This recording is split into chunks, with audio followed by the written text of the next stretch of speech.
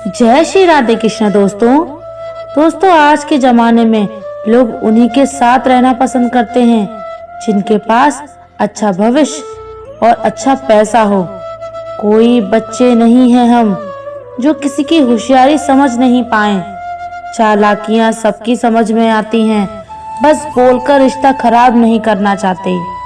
इंसान बड़ा हुआ तो बचपन भूलता है, शादी हुई तो माता पिता को, बच्चे हुए तो भाई बहन को भूलता है, अमीर हुआ तो गरीबी को भूलता है, और जब वृद्ध होता है तो भूली हुई पुरानी सब बातों को याद करके रोता है। पैसे, रंग और रूप का गुरूर मत करो।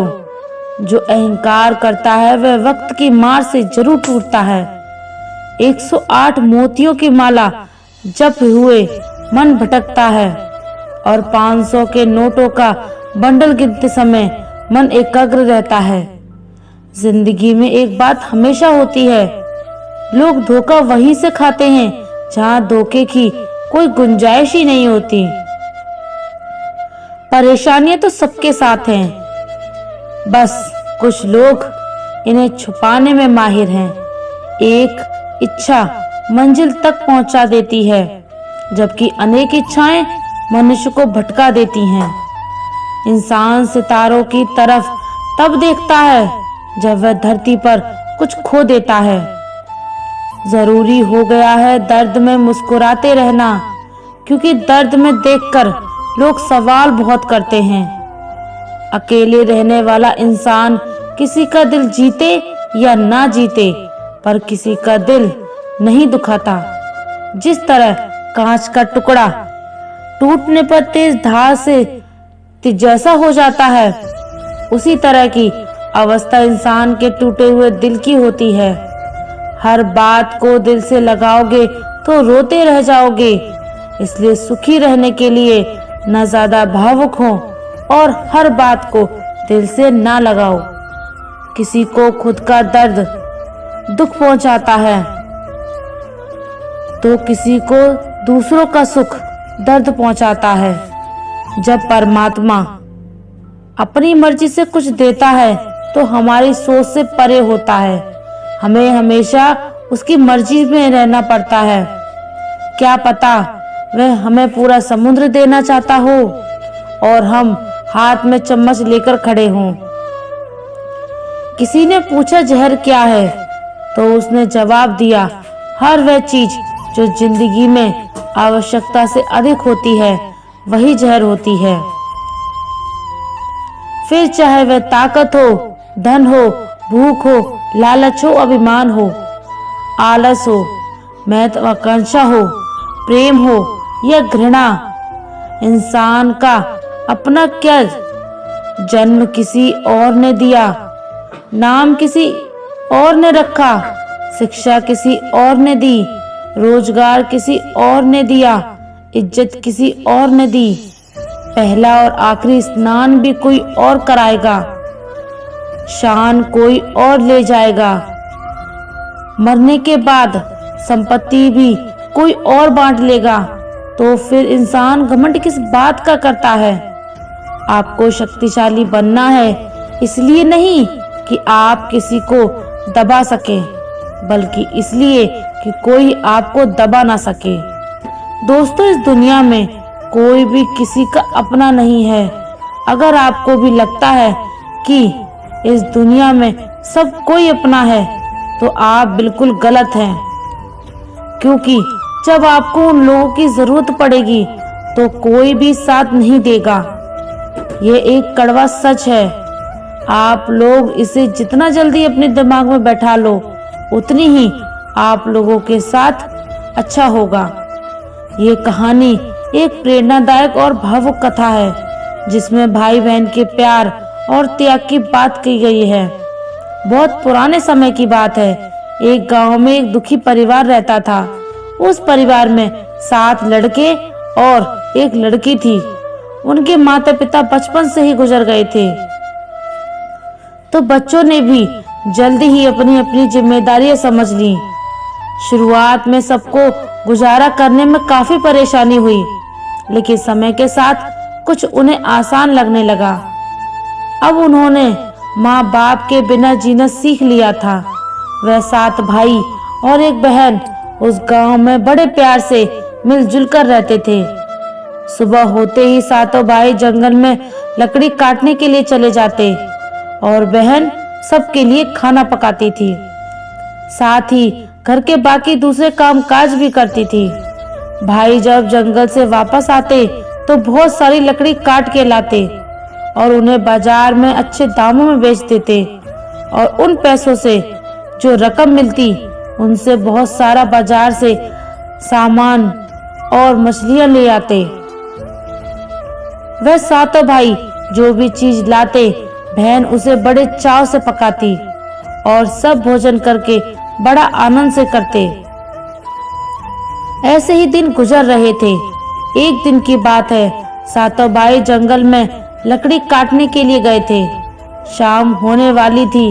बहन सबके लिए खाना बना रही थी। जब वह सब्जी बनाने के लिए सब्जी काट रही थी तभी चाकू की तेज धार से उसकी एक उंगली कट गई। उस कटी हुई उंगली से खून की धार बहने लगी। अब बहन ने सोचा, यदि मेरे भाइयों ने मेरी कटी हुई उंगली देख ली तो मेरे भाई मुझे बहुत दुखी हो जाएंगे। इसलिए उसने सोचा कि अपने भाइयों से यह बात छुपा लेनी चाहिए। उसने बहते हुए खून को अपनी ओढ़नी से पोंछा, लेकिन फिर सोचा अगर भाइयों ने में से लगे हुए खून के धब्बे देख लिए तो मुझसे पूछेंगे और फिर मुझे सब बताना पड़ेगा। वे परेशान हो जाएंगे। फिर उसने सोचा कि दीवार पर पोंछ देती हूँ, लेकिन तुरंत ये विचार आया कि अगर दीवार पर खून के निशान देख लिए तो वे भी सवाल करेंगे। बहन बेचैन होकर इधर उधर घूमने लगी, लेकिन उसे कोई ऐसी जगह नहीं मिली जहाँ उसका बहता हुआ खून भाइयों की नजरों से बच सके। आखिर में उसने कोई उपाय न मिलने पर खून उसी सब्जी में पोंछ दिया जो वह खाने के लिए बना रही थी। शाम को जब 7 भाई जंगल से वापस आए तो बहन ने उनके लिए खाना परोसा। आज सबको सब्जी बहुत स्वादिष्ट लगी। 7 भाई अपनी अपनी उंगलियां चाट कर खा गए और बहन ने जो खाना बनाया था उसकी तारीफ करने लगे। अपनी तारीफ सुनकर बहन भी बहुत खुश हुई। 7 भाई दिन भर के काम करने के कारण थके हुए थे, इसलिए उस दिन जल्दी सो गए। अगली सुबह रोज की तरह वे जंगल चले गए। रास्ते में थोड़ी दूर चलने के बाद उन्हें प्यास लगी। उन्होंने पास की झील का पानी पिया और पास के पेड़ के नीचे बैठ गए। बातें करने लगे। 7 भाई कल रात की सब्जी की तारीफ करने लगे। वे कहने लगे, इतना स्वादिष्ट खाना तो हमने आज तक नहीं खाया। आज घर चलकर बहन से जरूर पूछेंगे कि उसने ऐसी क्या चीज डाली थी जिससे सब्जी इतनी स्वादिष्ट बनी। शाम को जब वे घर लौटे तो दोबारा बहन ने जो कल खाना बनाया था उसकी तारीफ करते हुए पूछने लगे, प्यारी बहन, कल रात की सब्जी में तुमने ऐसा क्या मिलाया था जो इतना स्वादिष्ट था। बहन बताना नहीं चाहती थी क्योंकि वह सोच रही थी कि अगर भाइयों को पता चल गया कि उसकी उंगली कट गई है तो वह दुखी हो जाएंगे। इसलिए उसने कहा, कुछ नहीं बड़े भैया, जैसा रोज बनाती हूँ वैसा ही बनाया था। बड़ा भाई कहने लगा, प्यारी बहन, तुम्हें आज बताना ही पड़ेगा। मैं जानना चाहता हूँ कि तुमने इतनी स्वादिष्ट सब्जी कैसे बनाई। बड़ा भाई आगे कहता है, तुम्हें मेरी सौगंध है, तुम्हें सच बताना ही पड़ेगा। बड़े भाई का सब सम्मान करते थे, इसलिए बहन को भी सच बोलना पड़ा। उसने धीरे धीरे सारी बात बताते हुए कहा, भैया, मेरी उंगली कट गई थी तो बस थोड़ा सा खून सब्जी में मिल गया था। मैंने सोचा कि आप लोगों को पता चलेगा तो आप सब दुखी हो जाएंगे, इसलिए मैंने खून को सब्जी में मिला दिया। यह सुनकर 6 भाइयों ने मन में सोचा, इसके खून की चंद बूंदें इतनी स्वादिष्ट हैं तो इसका मांस कितना स्वादिष्ट होगा। रात के खाने के बाद 7 भाई सोने चले गए। सोने के दौरान सभी भाइयों में इस बात की चर्चा छिड़ गई। बड़ा भाई कहने लगा, अरे भाइयों, खून की कुछ बूंदें इतनी स्वादिष्ट हैं, तो सोचो इसके शरीर का मांस कितना स्वादिष्ट होगा। सबने बड़े भाई की हाँ में हाँ मिलाई, लेकिन छोटे भाई को यह बात बिल्कुल गलत लगी। उसने बड़े भाई का मान रखते हुए कुछ नहीं कहा। अगले दिन जब सातों भाई जंगल में लकड़ी काटने के लिए गए, तब उन्होंने योजना बनाई कि बहन को मारकर उसका मांस बनाएंगे और खाएंगे। उनका मानना था कि बहन का मांस बहुत स्वादिष्ट होगा। सातवें भाई को अपने बड़े भाई की यह योजना अच्छी नहीं लगी। वह अपनी बहन को बचाने के लिए बेचैन हो गया, लेकिन वह खुलकर इसका विरोध नहीं कर सकता था, क्योंकि 6 भाई एक तरफ थे। सभी भाइयों ने मिलकर एक टीले पर बांस और पत्तों से एक चबूतरा बनाया, जिसे उन्होंने चांद कहा। योजना यह थी कि बहन को पहला फुसलाकर वहां ले जाएंगे और तीर मारकर उसकी हत्या करेंगे। इसके बाद वह उसका मांस खाएंगे। अगले दिन बड़े भाई ने अपनी बहन से कहा, मेरी प्यारी बहन, अब तुम बड़ी हो गई हो और शादी के लायक हो गई हो। हमने तुम्हारे लिए एक सुंदर वर की तलाश की है। आज हम उसे देखने और उसका घर देखने जाएंगे, इसलिए तुम भी हमारे साथ चलो। शादी की बात सुनकर बहन बहुत खुश हुई। वह तुरंत तैयार होकर भाइयों के साथ चलने के लिए तैयार हो गई। चलते चलते घर से काफी दूर आ गए थे। जब बहन थक गई तो उसने बड़े भाई से पूछा, भैया, मेरा ससुराल अब कितना दूर है? तब बड़ा भाई बोला, बस अभी कुछ देर में पहुंचने वाले हैं। वह देखो, बहन दूर से दिखाई दे रही थी। बड़े भाई ने टीले पर बने चांद की ओर इशारा करते हुए कहा, वह तुम्हारा ससुराल है, जहाँ तुम राज करोगी। यह सुनकर बहन आनंदित हो उठी। वह जगह जो भाइयों ने तय किया था। चांद पर पहुंचने के बाद बड़े भाई ने छोटे भाई को आदेश दिया, अपनी बहन को रस्सी के सहारे बांध के खंबे से बांध दो। सभी भाइयों ने मिलकर बहन को जल्दी से बांध दिया। अपने ही भाइयों को प्यार से रूप में देखकर बहन का हृदय हाहाकार पर उठ गया। यह ईश्वर को याद करते हुए कहने लगी, ईश्वर, अब तुम ही मेरे सहारा हो।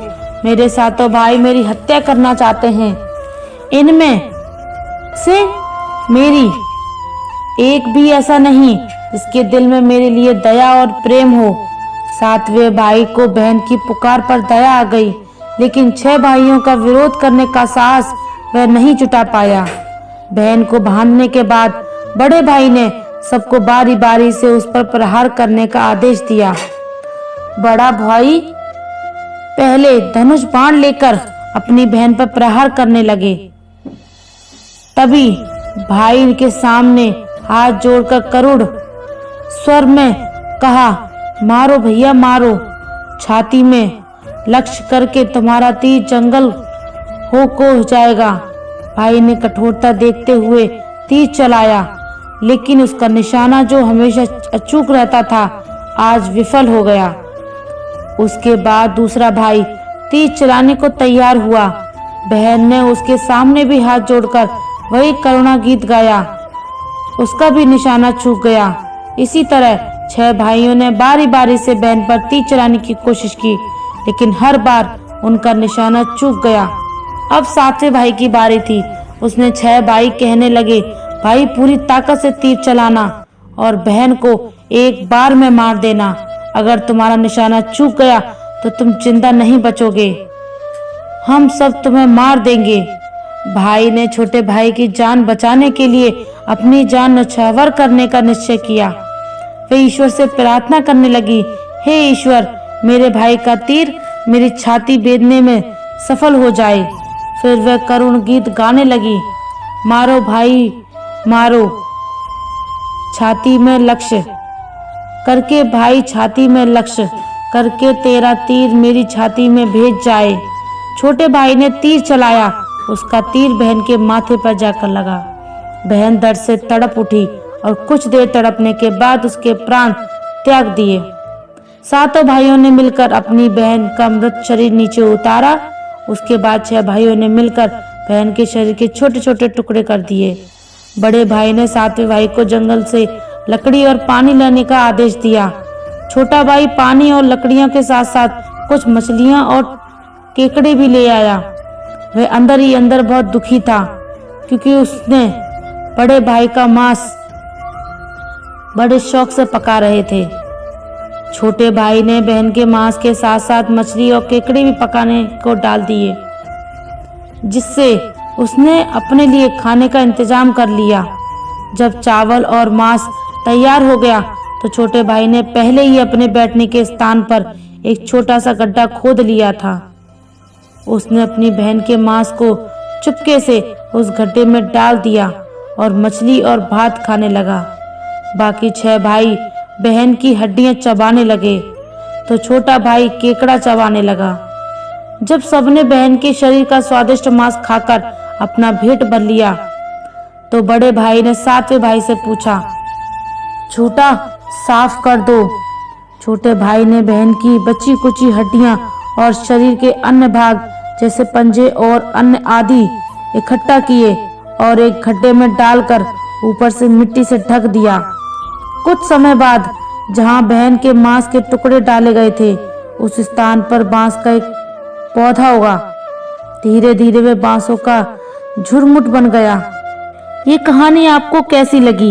एक प्यारा सा कमेंट करके जरूर बताइए। और ये वीडियो आपको पसंद आया है तो वीडियो को एक लाइक करके चैनल को सब्सक्राइब जरूर करें। तो मिलते हैं अगले वीडियो में, तब तक अपना ख्याल रखो।